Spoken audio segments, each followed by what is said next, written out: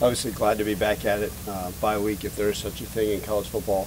We were able to get out there and get a couple practices in last week, and then most of our coaching staff was able to hit the road recruiting. It's exciting. The brand, the national brand of Memphis Football is out there, and it's talked about throughout our country, and a lot of people, high school recruits and coaches, are very, very excited about what's going on and the future of this program. So that was a lot of fun. But always glad to be back and back at it and practicing. Today, obviously, with a focus on South Florida, and excited to move forward. You know, obviously the questions about the possible hurricane. First and foremost, our prayers are with anybody that may be affected by this storm. And then secondly, we will make great decisions, obviously based on the safety of our student athletes. That will always be our number one focus in everything we do.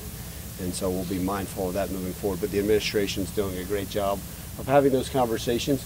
And you know, our job as a program is to keep our guys focused on the task at hand. And if they ask us to adjust accordingly, we will. But like I said at the beginning of that, the safety of our student athletes is always going to be our number one concern. So as things come up, we'll make sure we share those with you, good, bad, or indifferent. But excited to continue a week of practice versus a very, very tough South Florida team. We know how potent their offense has been. It's one of the fastest tempo offenses in all of college football. They've got a ton of weapons. Like I said, even last time, their defense is much improved. You look at what they did versus Alabama, going into the fourth quarter, a one-point game, lined up versus Miami and went hand-to-hand with them for almost the entire game. So they're very, very capable, and it's an away game on national television, which we're quite excited about on Friday night at an NFL stadium. So, look, we got to have a great week of preparation, but excited to move forward in the right direction.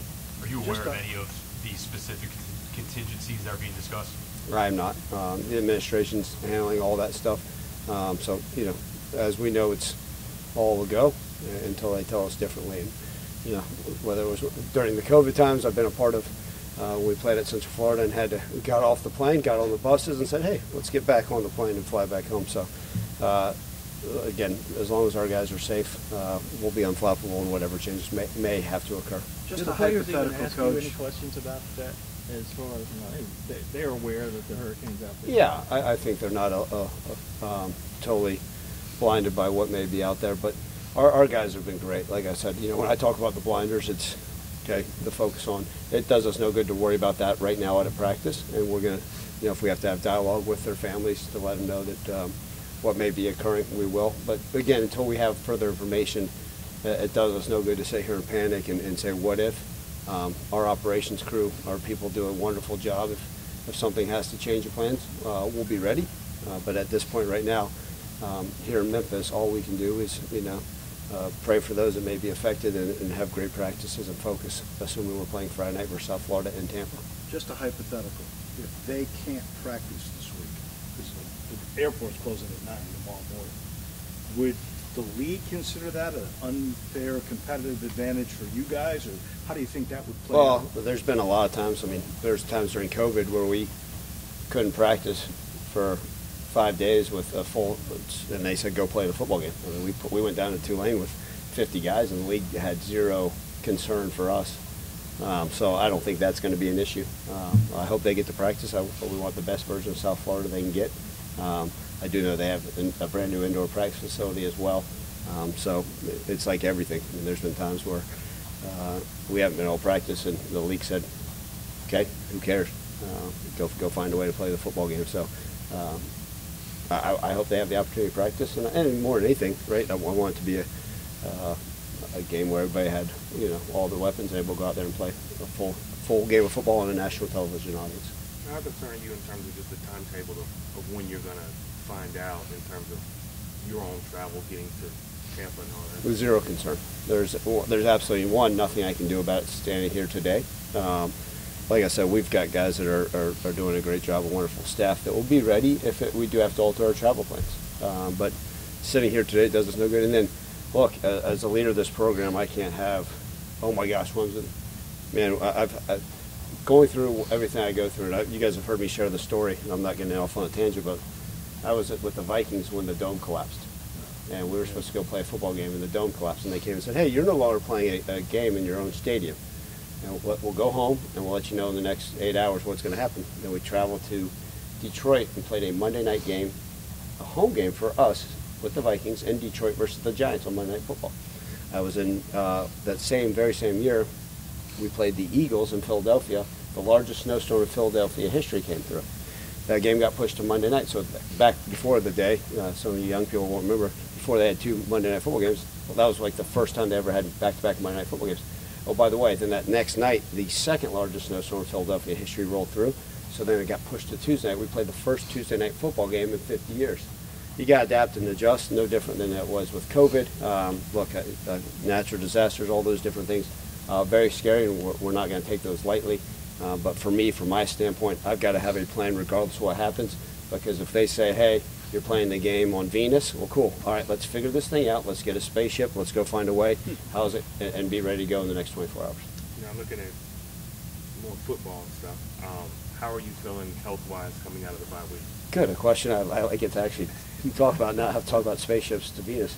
Yeah, I think it was good for us, right? I think like a lot of the teams, 5 games into the regular season, and I think we're able to get refreshed. We still practice. We'll never feel as good as we did when we stepped on the field at the end of July, but I think a lot of our guys are back to where they need to be. Still some guys that have some long-term injuries that we'll still wait on and see where they can do. But it was good for us to get back. We got some veterans, a guy like Kobe Drake that's played a lot of football. It was good for them to catch their breath, and some of our other guys. And sometimes I tell them just as much to walk away, get out of our building for a couple of days mentally, right? Like our staff was probably thrilled that I got on the road. I didn't ask anyone to travel with me. I could be by myself. They could be by themselves and kind of focus on recruiting. So it was good for everybody. But from a health standpoint, I think we're exactly where we need to be right now. I know you said weeks ago that Greg was going to be out for a few weeks. How is he coming along with you? Yeah, and I don't mind sharing, obviously. I don't think he'll be able to go this week, but he is progressing quite nicely. So there's a possibility he could be ready for, was it North Texas? Next? There is. There's a possibility. I think with him, it's, right when he got hurt, he's like, hey, you sure I can't go back in? I'm like, he's a tough young man. But, yeah, there's certainly a possibility. He is one of those that's truly a week-to-week, Jarvis, and, we'll kind of see. And we got a wonderful medical staff here and support staff that, keeps us abreast of everything. USF offense was obviously really explosive basically all of last season. Some kind of hit-miss moments so far this year. What are you seeing on tape from that side? Yeah, look, I mean, here's the deal. That tempo stuff, it's totally different than what we've seen. And that's kind of unique, right? Like we talk about every week seeing a different offense. Well, this time we're now seeing an up-tempo team. They still got a lot of returning players up front. They still, I think the leading receiver in the conference, right? One of the best quarterbacks in college football. They got a lot of weapons, and so I think what's happened is, just like a lot of things, when you go play Alabama, Miami, those are some tough games, and obviously Tulane this past game. I mean, we know how opponent Tulane can be, but their offense is still very, very capable. It's just like a lot of things. I think teams are trying to find ways to get into their rhythms, and look, they're still very, very explosive. So we got to make sure we're doing what we need to be, and more than anything, Matt, make sure we're tackling well, because a lot of it's a quick game, be able to get it out, and then, they'll line up, and we got to make sure we get our cleats in the ground, we're lined up and ready to play football. Some uncertainty about Byron Brown's status. How do you prepare for that for other quarterbacks? Yeah, I mean, they didn't have a press conference last week, right? I don't know if they're going to do one this week, so neither here nor there. I know there's a lot of that shell game that goes on with trying to figure things out. Whoever lines up for them at quarterback is going to play fast, and they've got their set plays. They've also had an extra week to prepare and maybe get healthy at certain spots as well. So we'll go out there. We're going to study all the quarterbacks regardless, like we do anytime. But whoever they throw out there, I assume they're still going to run their normal offense. We're expected to be high-paced and high-tempoed. Our defense has to be ready. But just like every team coming off the bye, there's going to be some new things. There's going to be some tricks up their sleeve, so we got to be prepared. How much if Brown plays, how do you slow him down? Because he's as mobile or more than the Navy quarterback. Yeah, that Navy quarterback. I don't know if there's much more, but yeah, we have to be better than we've been, and part of that is putting together a plan, to be able to contain the run. Right, a lot of it's the zone read stuff. A lot of it's making sure that we're in our gaps where we need to be. And I think, every time we do play a more mobile quarterback is making sure that we're trusting what we're supposed to do and being assignments on. I think that's part of it. Dave, I think you play those teams and it's, you can't play man coverage. If you're playing man coverage, then who's got the quarterback, right? And if you're not, then you're playing zones. Well, how are you accounting for certain guys? So that's all part of it. But I think just making sure that our guys are doing exactly what they're supposed to and trusting their cues and reads no different than that Navy game. How much are you, like with this game, obviously you have film on that from earlier this season. Last year played that game crazy, didn't go back and forth. How much do you go back and watch that versus what they've done this season? Yeah, because they have the same coordinators. Generally, and this is not giving away any secrets, because they have the same coordinators, we're going to, we always study, one, if we played them in the past, right? Okay, how did they play us? Because we've got, obviously different structures on things, and we've always changed some stuff up in different personnel. But we'll watch some of the stuff they did last year, not just versus us, but other teams, because they're not going to line up there and say, okay, well, here's our game plan from last year versus them. Let's just roll out the exact same deal. So you study it and you look at it and see how they try to do certain things. But they've adjusted a lot, really, in a year span, just like every team. You talk about the defense needing to be on this week, obviously the struggle against Navy, but then had a much better performance a couple of weeks ago. Where do you think the confidence level of the defense is at right now? Yeah, so that was one of the questions that was actually asked last Monday in the press conference was, what I told them was I did, the Navy game, credit to them. I hope that was just an anomaly, like that's not who we are. It started off with poor tackling, and we've got to be better. And then I think, you watch the MTSU game, our defense played really hard. They ran into the game and had more confidence. And because what happened the first 3 weeks, everybody's saying, man, you guys are playing great defense. This is awesome. This is exciting. And then you turn back around and we have a poor game. And then you go back and we got to play football again. Just like we said, we never want one game to be the definition of our program. That's not what I want our defense to be defined by. And I didn't want them losing their edge. And that was part of it, right? Don't lose your edge. Go out there and play really hard and do what you're supposed to. So I think they got great confidence. Not a cockiness, because every week's going to present different challenges. I think our guys are excited about the challenge that South Florida will bring. Coach, you talk about coming off a bye week, having tricks up your slate. Well, you're coming off a bye week. What can we expect differently next week? Yeah, I'm not very innovative, but because Coach Golis will be watching this film, we've actually implemented Navy's offense, so that's what they can expect. They should probably start preparing for that immediately.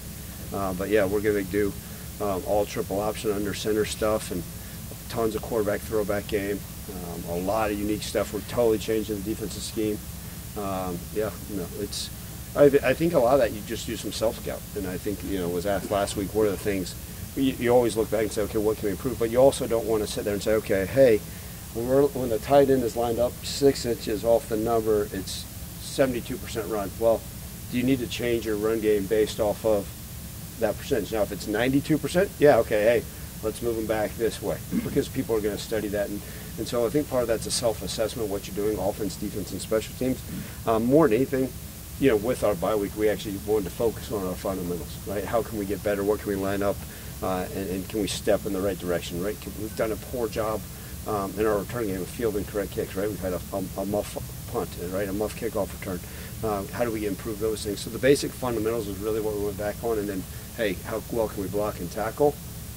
We weren't out there running 100 trick plays, unfortunately. I know fans want to see that stuff, but hopefully we can just be fundamentally sound and give ourselves the best chance to win. What's the balance in terms of, you guys have said you've played clean and you've taken what the defense has given you so far, but rock maybe a little more against Middle Tennessee, but the explosives haven't been there as much. The balance of taking what the defense is giving you while also maybe trying to scheme around that to draw up and generate some more explosives. Yeah, you're right. The passing game explosives have not been there on paper, right? You sit there and say, man, and it's a combination of everything, right? Are we protecting Seth long enough for the explosive pass play?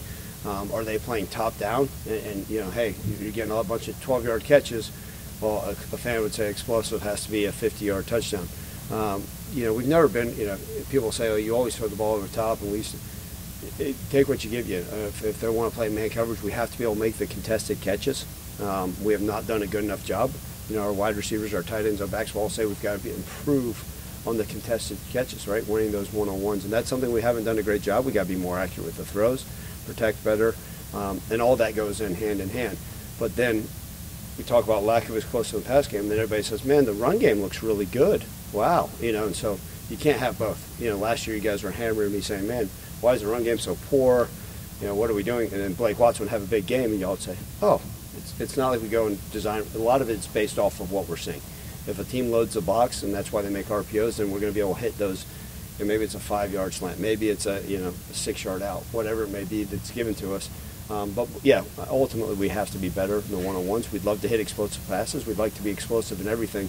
But if they play a too high shell and everybody's back and we're handing the ball off for 6 yards a game, guess what?